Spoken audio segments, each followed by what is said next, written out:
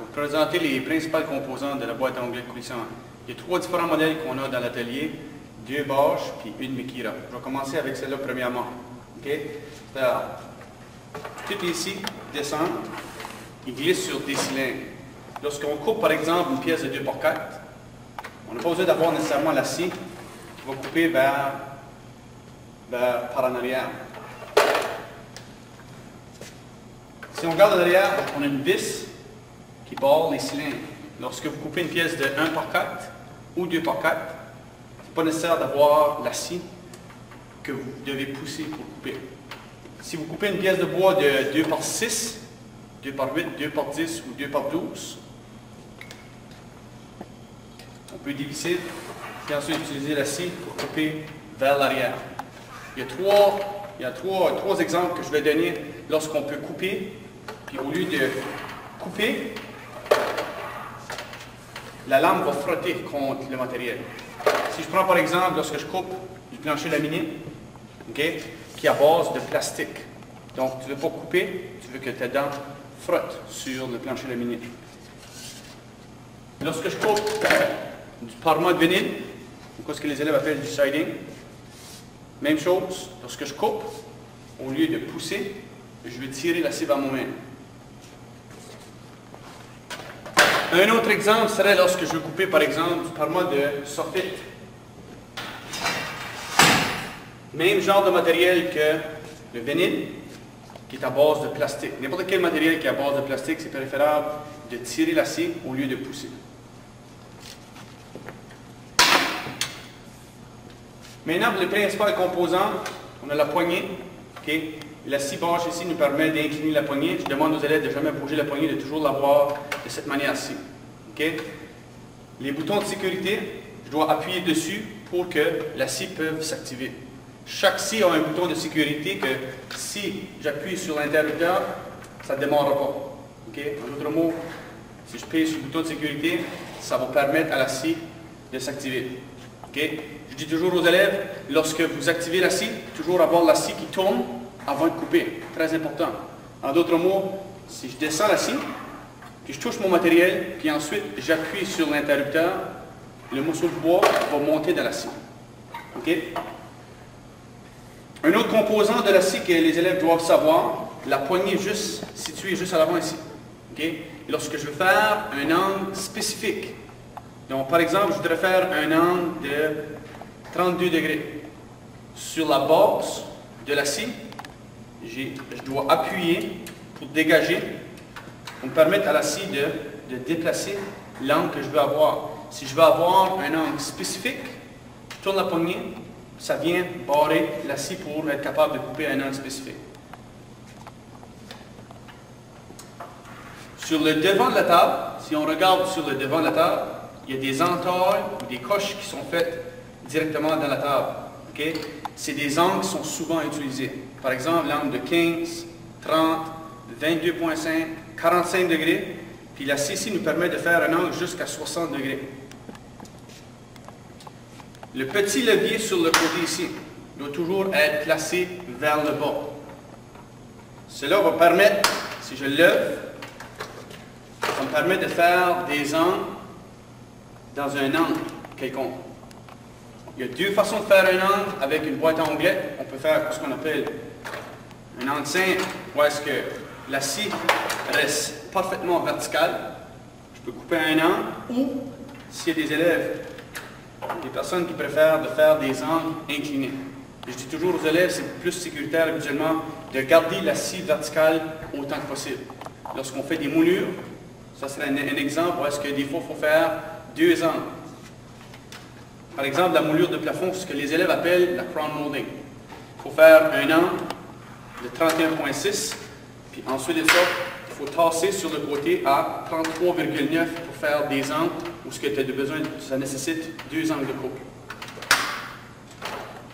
Si je veux incliner la scie sur l'autre côté, je dois appuyer sur le petit bouton rouge qui est ici, puis je vais être capable de l'incliner sur l'autre côté. À chaque fois que je veux avoir un angle qui est couché sur le côté du côté gauche ou du côté droit, il faut absolument que je m'assure que le levier est appuyé pour barrer l'angle.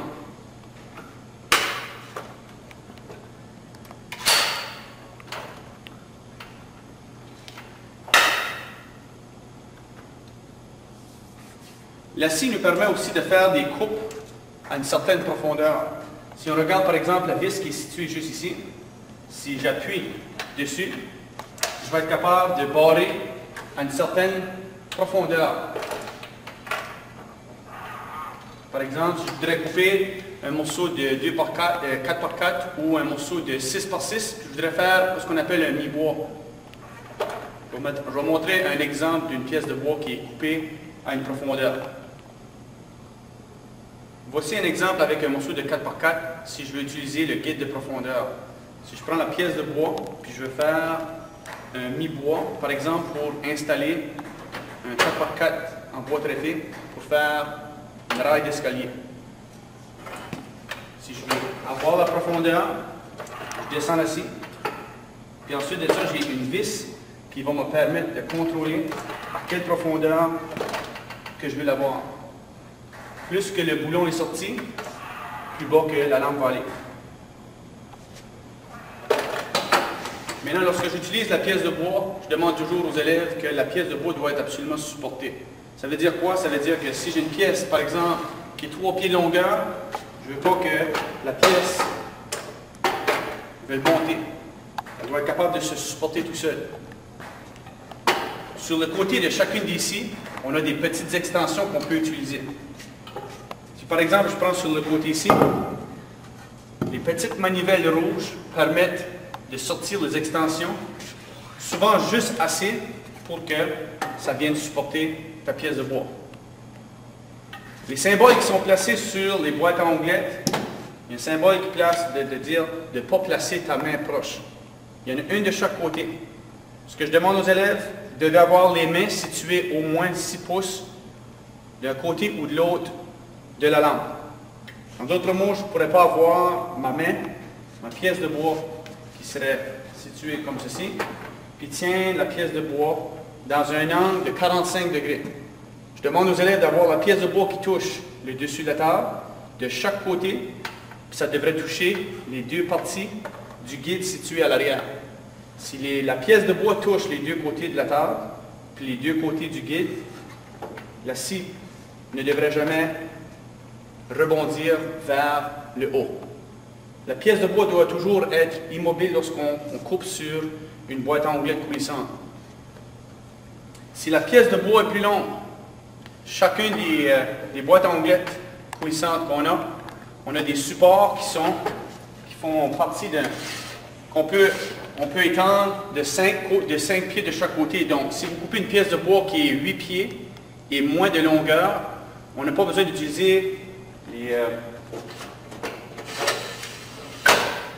les supports amovibles. Les supports amovibles sont pratiques. Pourquoi? Ils se rangent facilement. On peut les ajuster n'importe quelle hauteur. Si j'ai une pièce de bois de 10-12 pieds, je dois absolument utiliser les supports de chaque côté pour éviter que ma pièce de bois se soulève.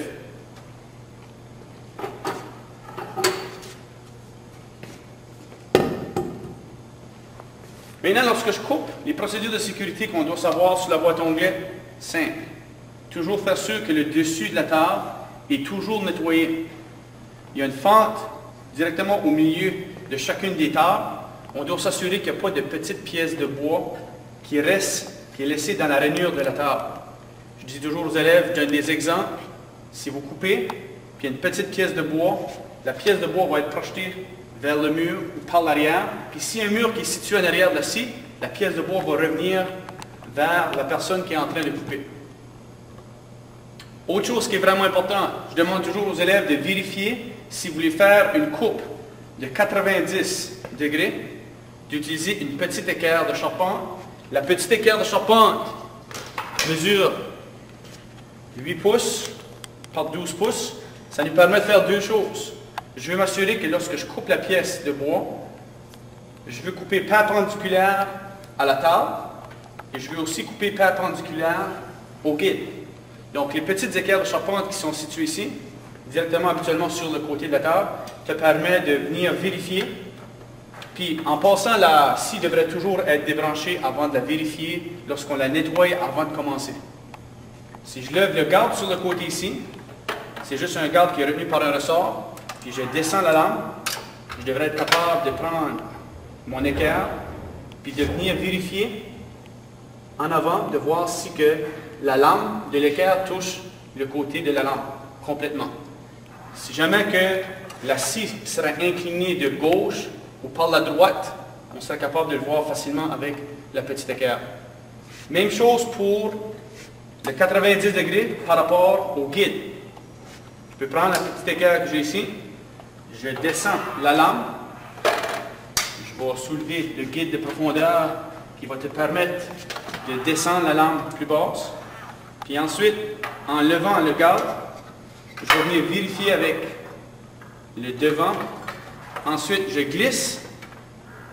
Puis je devrais entendre le bruit des dents qui frottent sur le côté de l'équerre. Si je n'entends pas la lame frotter, ça veut dire que même si ça me dit ici que ça me donne un angle de 0, le 0 qui est indiqué sur la table me dit que c'est un angle de 90 degrés parfaitement. Plus que la pièce de bois est large, plus que tu vas avoir de précision.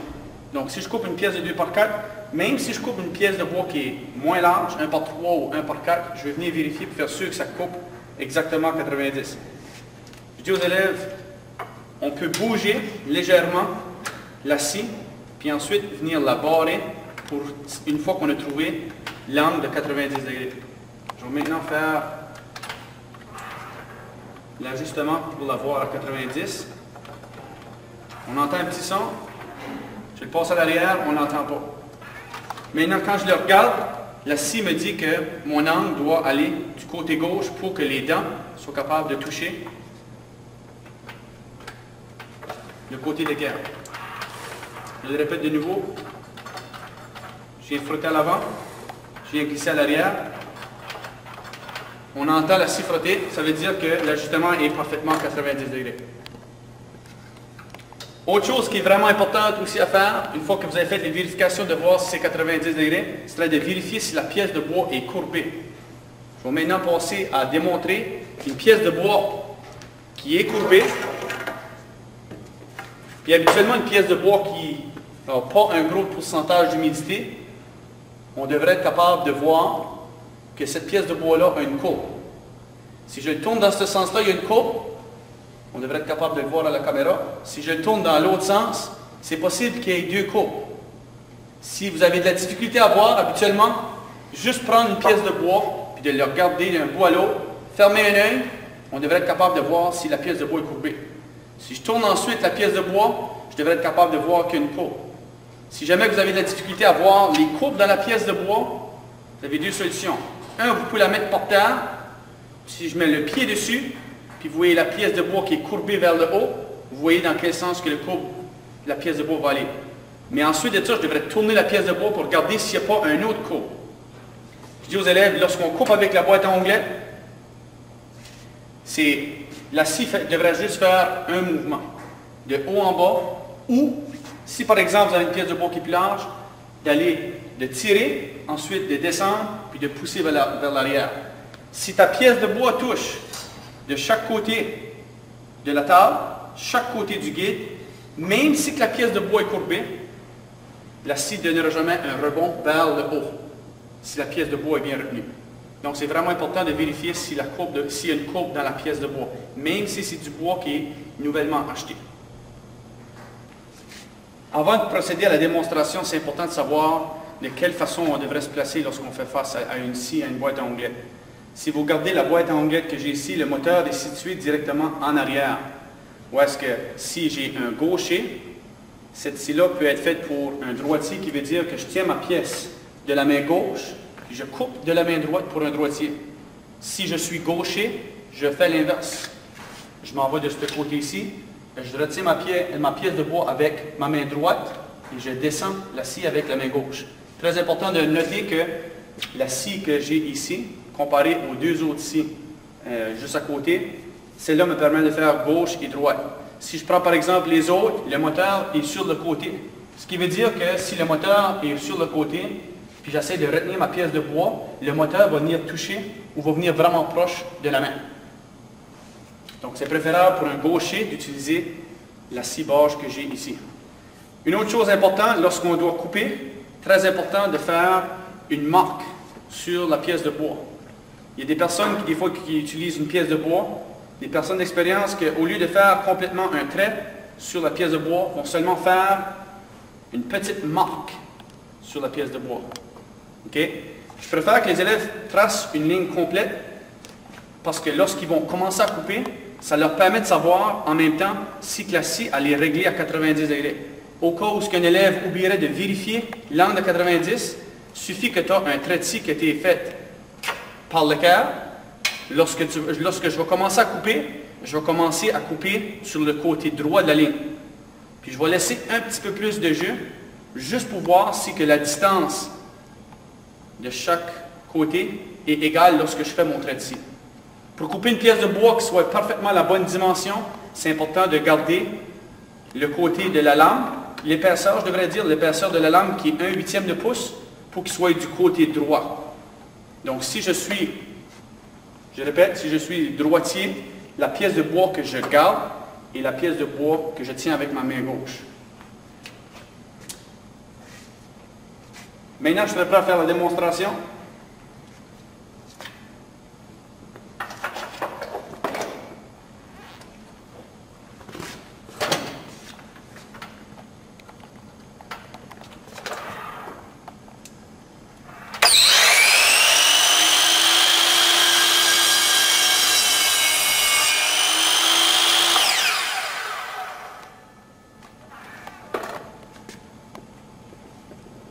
Une chose qui est importante, vous avez remarqué que lorsque j'ai coupé, j'ai laissé démarrer la scie, descendu tranquillement.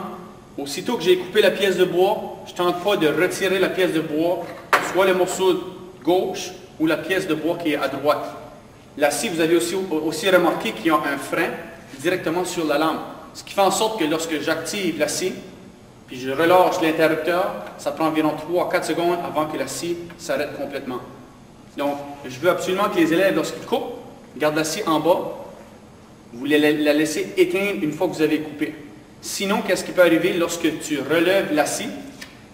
La largeur des dents est plus large que l'épaisseur de la lame. Ce qui veut dire que les dents, le côté des dents, pourrait accrocher la petite pièce de bois, surtout des petites pièces de bois. Habituellement, si c'est une pièce de bois qui est quand même assez longue, il y a moins de risque que la petite pièce de bois accroche le côté des dents. Sur chaque appareil, sur chaque boîte en onglettes, toutes les scies qu'on a dans l'atelier, il y a une procédure de verrouillage qui est très importante à suivre. La procédure de verrouillage mentionne quelles sont les étapes, s'il y a de la maintenance, s'il y a une scie qui est brisée et qu'on doit faire des réparations. Habituellement, sur cette page-là, ça dit quelles sont les étapes pour faire sûr que le verrouillage est conforme aux normes. Conforme aux normes veut dire qu'en principe, j'ai une boîte rouge avec un cadenas qui va directement sur la prise de courant, qui dit, par exemple, si je prends la Makita ici, il n'y a pas de lampe, ça veut dire que personne ne peut l'utiliser parce que j'ai verrouillé la prise de courant. Donc, on ne peut pas le brancher dans le mur. Les pages que j'ai identifiées sur le verrouillage, habituellement, sont collées vis-à-vis de chacune des machines. Puis, il y a aussi une page qui indique que, pour le code pratique, qui veut dire que lorsque vous faites des ajustements, c'est obligatoire de débrancher l'appareil du mur avant de faire des vérifications. Lorsque j'ai présenté les vérifications de 90 degrés avec la lame, c'est très important que l'appareil soit débranché. Si je prends la scie de Makita puis je la compare à la scie basse que j'ai présentée tout à l'heure, okay, une couple de petites choses qui sont différentes. Okay, je dois appuyer sur le côté pour être capable de faire un angle vers la gauche ou un angle vers la droite. Lorsque je veux barrer pour empêcher la scie de bouger, okay, on a une bague de serrage que si je viens serrer ceci, on ne me permet plus de la bouger de l'avant à l'arrière. Sur le côté, ici, juste situé en arrière un petit brin, si je relève la scie, okay, lorsqu'on veut transporter la scie, on ne veut pas que la scie bouge.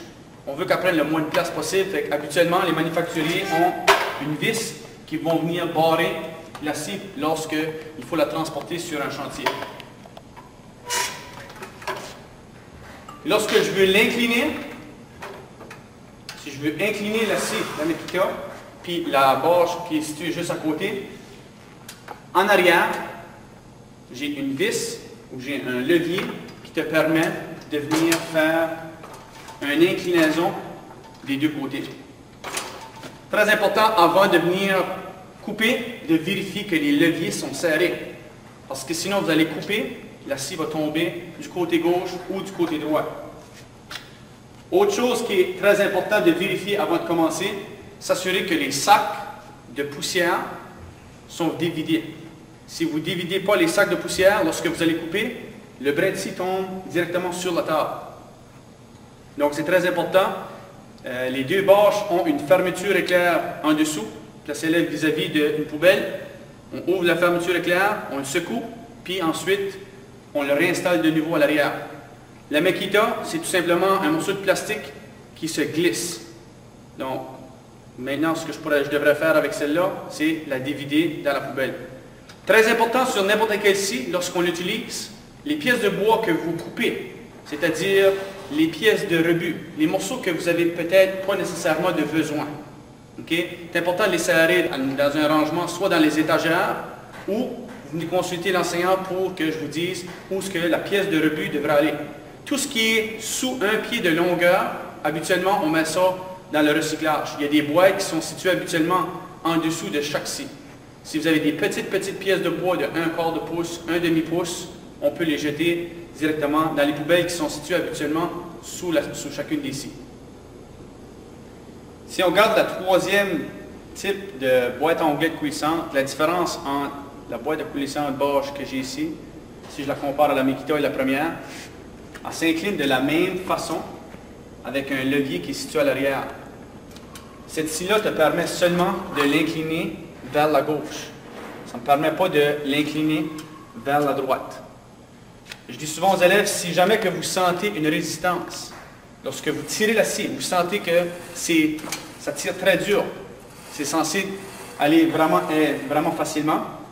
J'ai du lubrifiant habituellement que je dis aux élèves de venir me voir. Je vais faire la lubrification ou je vais peut-être demander à un élève de faire la lubrification sur les cylindres en arrière. Donc, c'est de tout simplement passer un petit peu de lubrifiant. Parce que ce qui arrive, c'est que la poussière, le petit peu de poussière qui va sortir, va sur les cylindres.